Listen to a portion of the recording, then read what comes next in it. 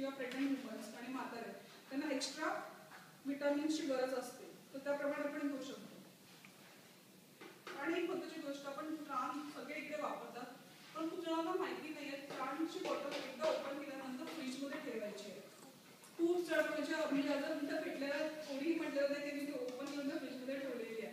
तर अत्यंत महत्त्वाचं आहे.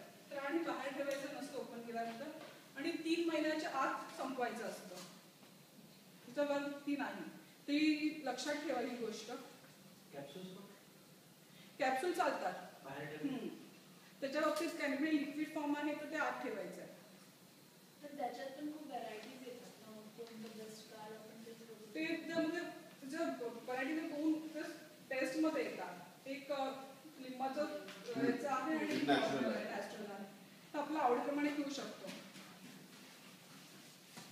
त्याच्यानंतर पण लहान मुलांसाठी ते खूप महत्त्वाचं आहे. आणि ते फिश ऑइल जे येतं ना, जे बॉटलमधलं, ते जास्त इफेक्टिव्ह आहे कारण की ते नॅचरल फॉर्ममध्ये आहे. आणि लहान मुलांसाठी ते खूप महत्त्वाचं आहे. त्यांची जर बौद्धिक विकास चांगला होण्यासाठी त्यांना फिश ऑइल खूप महत्त्वाचं असतं, कारण की त्याच्यामध्ये ते ओमेगा असतं ॲसिड, ते खूप महत्त्वाचे असतात लहान मुलांसाठी खास करून. त्यामुळे तुम्ही ते जरा सवय करायला खूप चांगलं आहे. पण नसेल तर मग ठीक आहे, दुसरं अल्टरनेटिव्ह आपण घेऊ शकतो, गोळा किंवा जे काही आहे. सुलसान काय आहे? सुलसान पण मोनोट्रान्स सारखंच आहे का? हां, फक्त ते अबाउट 3 years आहे त्याच्यावर लिहिलेलं, पण म्हणजे ते सेम आहे का औषध किंवा तिथले कंटेंट सेम आहेत? ओमेगा 3 नाहीये सुलसान, विटॅमिन डी आणि जर आपण खात नसेल तर निकोप्लसच्या ऑरेंज टेस्टच्या जेली टाईप येतं. जेली सप्ता असं जेली असतं, जस्ट ओपन करायचं आणि खायचं. हां, ते पण लहान मुलांचं पण ते लिहिलेलं असेल ना सगळं? ते नाही लिहिलं मी, ते ब्रँड नेम वगैरे नाही टाकले.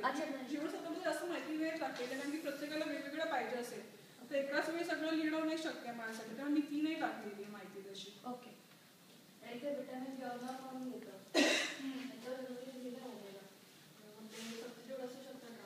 हो, ओमेगा लिहिलं आहे तर. आणि ते सुलसान पण मग फ्रीजमध्येच ठेवायचं का? ते लिक्विड फॉर्ममध्ये असेल तर ते पण ओपन केल्यावर फ्रीज मागे लिहिलेलं पण असतं. ते नॉर्मल फॉर्म आहे, ठीक आहे. कारण मला असं वाटतं त्याच्या ज्या बॉटल्स असतात त्या सगळ्या एमराल्ड ग्रीन कलरच्या असतात.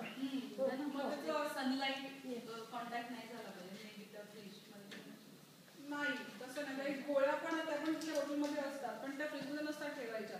पण लिक्विड बोलले अँटीबायोटिक्स वगैरे पण असतात, ते ओपन करायला तुम्ही ते फ्रीजमध्येच ठेवायचे असतात. त्याची एक्सपायरी डेट ही फार कमी असते त्याच्यामुळे.